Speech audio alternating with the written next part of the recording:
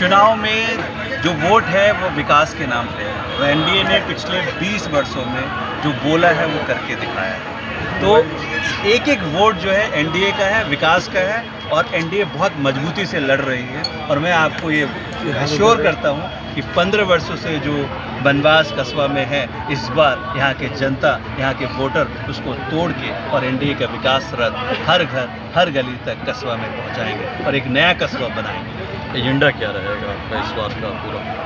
देखिए, पूरा बिहार अगर आप देखते हैं 2005 से 2025 के बीच बिहार की जो बुनियादी समस्याएं थी वो कंप्लीट हुआ। अब बिहार विकसित बिहार की ओर बढ़ रहा है। जहां तक कस्बा का सवाल है, कस्बा में पिछले 15 वर्षों से बदहाली है। हमारा एक ही लक्ष्य है, एक नया कस्बा जहां एनडीए की, राज्य की, केंद्र की जितने भी योजनाएं हैं हर घर तक पहुंचाना, यही हमारा संकल्प है। इतने दिन से आप मतलब घूम रहे हैं क्षेत्रों में, कैसा आपको महसूस हो रहा है? देखिए, मैंने जितने पंचायत का दौरा किया मैं थोड़ा सरप्राइज़ हुआ, क्योंकि जब मैं पूर्णिया विधानसभा में बाकी विधानसभाओं से कंपेयर करता हूँ, चाहे वो बेला रकाबगंज हो, झुन्नी सताबरा हो या जलालगढ़ हो, किसी भी एरिया में जाएं, मेन जो सड़कें हैं वो आपके अच्छे हैं, लेकिन गांव को गांव से जोड़ने वाली सड़कें हैं, या तो उसकी पहली परत निकली हुई है या गड्ढे हैं, बहुत बुरा हाल है। पहली बार मैंने बहुत सारे कच्ची रोड देखा जो मुझे ऐसा लगता नहीं था कि होना चाहिए था। तो कहीं ना कहीं पिछले 15 वर्षों से जो भी यहाँ के विधायक थे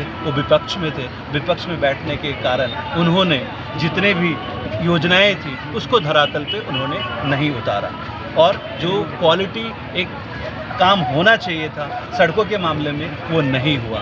बहुत सारे ऐसे मैंने मार्केट देखा जहां अभी एक छोटी सी बारिश हुई सुबह में और मेरा रोड शो चल रहा था, पद यात्रा चल रहा था, तो आप जो छोटे छोटे मार्केट हैं लोगों का मानना है कि घुटने भर वहाँ पानी हो जाता है। तो ये बेसिक समस्या है। इसके अलावा अगर कस्बा की समस्याओं की बात करें, कई लोगों का जब गाँव में घूमने के बाद पता चलता है कुछ ऐसे बिचौलिए हैं जो थाने और ब्लॉक में ऐसी बीमारी के रूप में फैले हैं जिससे गरीब जनता को बहुत कष्ट होता है। तो मेरा एक ही संकल्प है, ऐसी बीमारी की कड़ी इलाज 14 नवंबर के बाद की जाएगी। अब बाकी जो आप देखेंगे कि जैसे यहाँ एक कॉलेज है, मेरा ऐसा मानना है हायर एजुकेशन के लिए कस्बा के हर ब्लॉक में एक डिग्री कॉलेज होना चाहिए और कस्बा को अनुमंडल बनाना ये प्राथमिकता है। कुछ लोगों का कहना है कि वो बाहरी आदमी है, वो क्या विकास कर सकता है? अभी मैंने आपको बताया, मैं कप्तान पारा में पला बढ़ा, गुलाब बाग सरकारी स्कूल से 10th किया।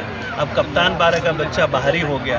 जो लोग ऐसा कह रहे हैं ज़रा उनका एड्रेस उठा के देख ले, वो नवरत्न हाता में उनका एड्रेस है और अमौर के वो रहने वाले हैं। और पूर्णिया का बेटा कस्बा का नहीं हो सकता, ये मैं नहीं मानता। मतलब इसके लिए तो ज़रूरी नहीं है अब नरेंद्र मोदी देश के प्रधानमंत्री बने पूरे देश में, अगर ये सोच लेता कि नहीं जी गुजरात के होने के नाते उनको प्राइम मिनिस्टर बनना ही नहीं चाहिए।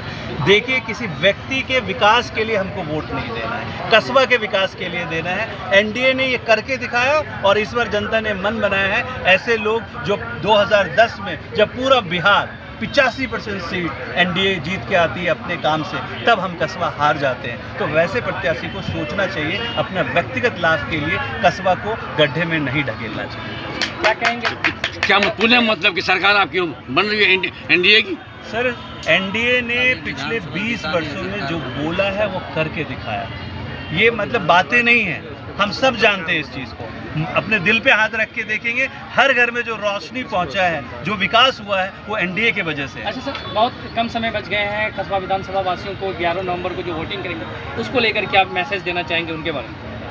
देखिए, कस्बा की जनता से एक ही अपील है, कस्बा के विकास के लिए वोट करना है, किसी व्यक्ति के विकास के लिए नहीं। और कस्बा जो 15 वर्षों से बदहाली में है, एक वनवास झेल रहा है, उसको इस बार तोड़ना है और कस्बा को पूर्णिया का सर्वश्रेष्ठ विधानसभा बनाना। महिलाओं और युवाओं के लिए क्या करना चाह रहे हैं? देखिए, महिलाओं जो हमारी सरकार है, अगर आप राज्य की सरकार की बात करें या केंद्र की सरकार करें, राज्य की सरकार ने बिहार में महिलाओं को हर क्षेत्र में रिजर्वेशन दिया, चाहे बच्चियों को पढ़ने के लिए हो या महिलाओं को चुनाव लड़ने के लिए हो या नौकरी के क्षेत्र में हो। क्योंकि सरकार ये मानती है, एनडीए मानती है कि एक महिला अगर मजबूत होती है तो पूरा परिवार मजबूत होता है। उसी के तहत आपने देखा होगा कि अभी महिलाओं को मजबूत करने के लिए, उद्यमी बनाने के लिए सरकार ने पहला इंस्टॉलमेंट 10,000 रुपये भेजा है, जो सरकार बनने के बाद 2-2 लाख रुपये एक सीड फंड के रूप में उनको दिया जाएगा। वो छोटे रोजगार से मजबूत होंगे, अपने परिवार को मजबूत करेंगे, पूरे क्षेत्र को मजबूत करेंगे। चलिए सर, धन्यवाद।